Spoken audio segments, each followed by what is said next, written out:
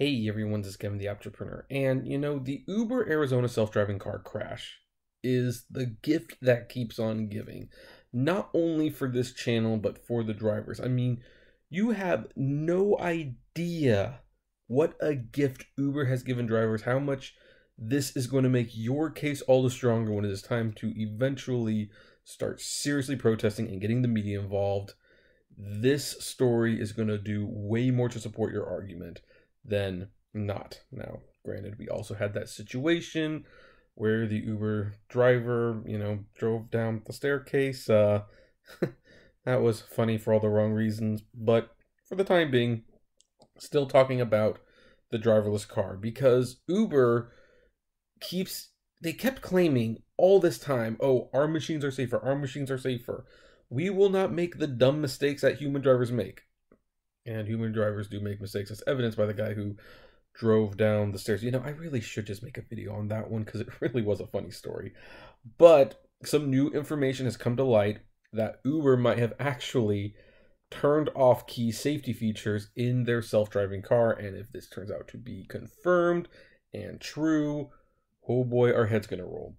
So according to Reuters, when Uber decided in 2016 to retire its fleet of self-driving Ford Fusion cars in favor of Volvo sport utility vehicles, it also chose to scale back on one notable piece of technology: the safety sensors used to detect objects in the road.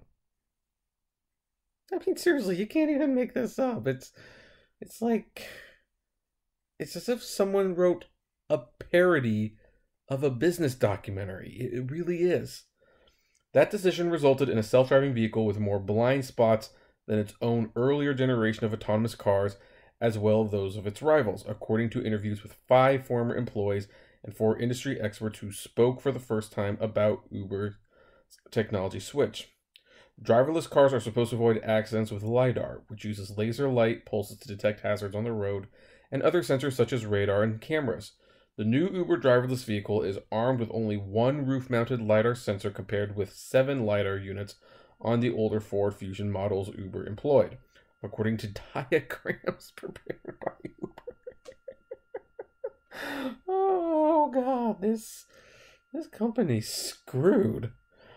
In scaling back to a single LiDAR on the Volvo, Uber introduced a blind zone around the perimeter of the SUV that cannot fully detect pedestrians.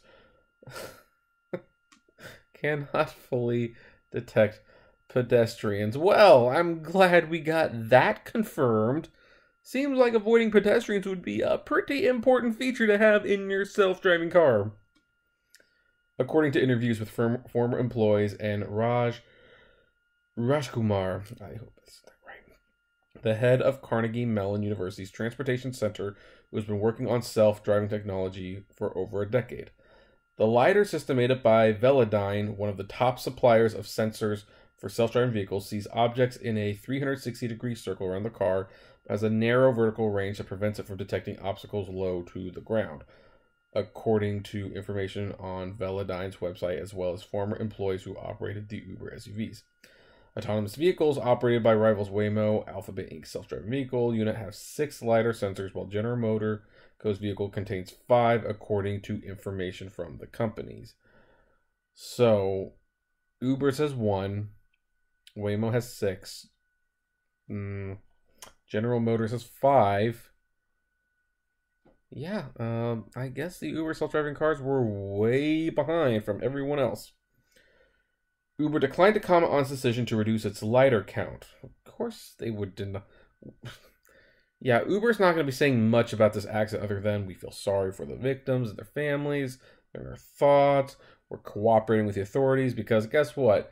Any answer they give right now is certifiably screwing them. So they will be as silent upon this as possible.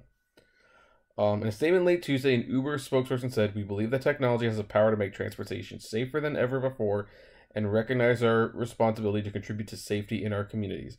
As we develop self-driving technology, safety is our primary concern every step of the way."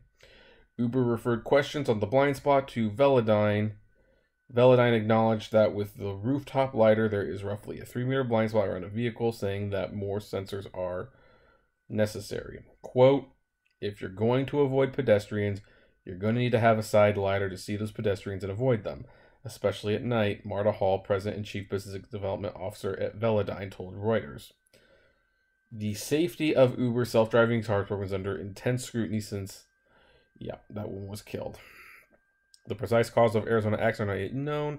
It is unclear how the vehicle sensors functioning that night or whether the LiDAR spot played a role. You know, I'm going to say something right now. I mean, I actually think this is probably where we need to end this. I don't think anything...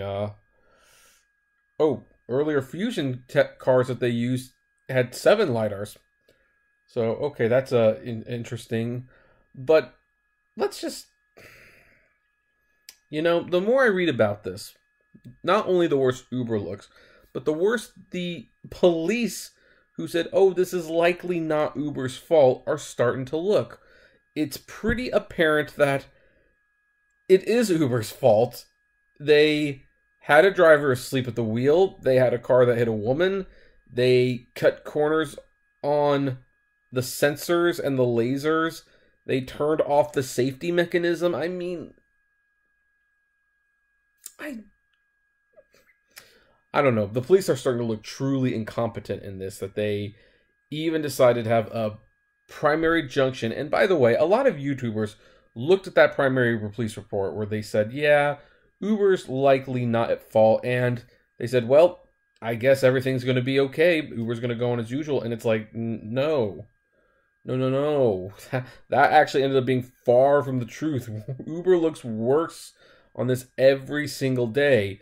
They are looking so bad that I'm going to tackle this news story now. Uber is not even going to reapply for their license to put self-driving cars on the road in California. Dead serious. Now, they have already suspended their operations indefinitely, and they're not coming back anytime soon.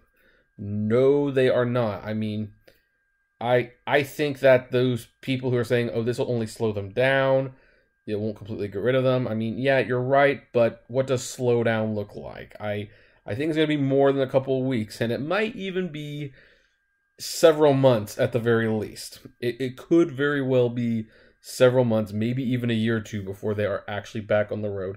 And that's even if Uber can get the cars back on the road, because there's a lot of Uber investors who, looking at the information, are saying maybe Uber should not be in this business in the first place. Maybe we should be more like Lyft.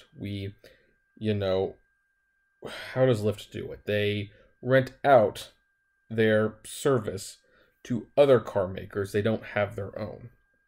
It's interesting. So the police are...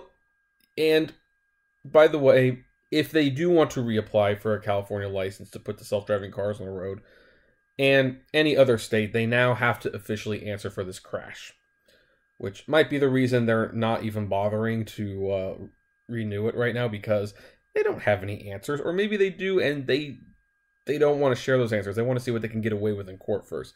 I don't know. But the bottom line is, Uber is so screwed. They look worse and worse the more this goes on. And yeah, I don't know. I mean, right now, there's YouTubers, myself included, who are having bets. Will Uber survive to the IPO? Will Uber make it to the IPO? I'm personally leaning towards no. No, I don't think they will. I think Uber as a company will be gone before the IPO, which is probably bad for my channel, but good in the sense that it forces me to diversify a little bit more. But anyway, what do you folks think about this report? Do you believe that Uber skimped on the sensors, or are you still taking a wait-and-see approach? That's probably the best thing, but I admit I'm very biased at the moment, so I would love to know.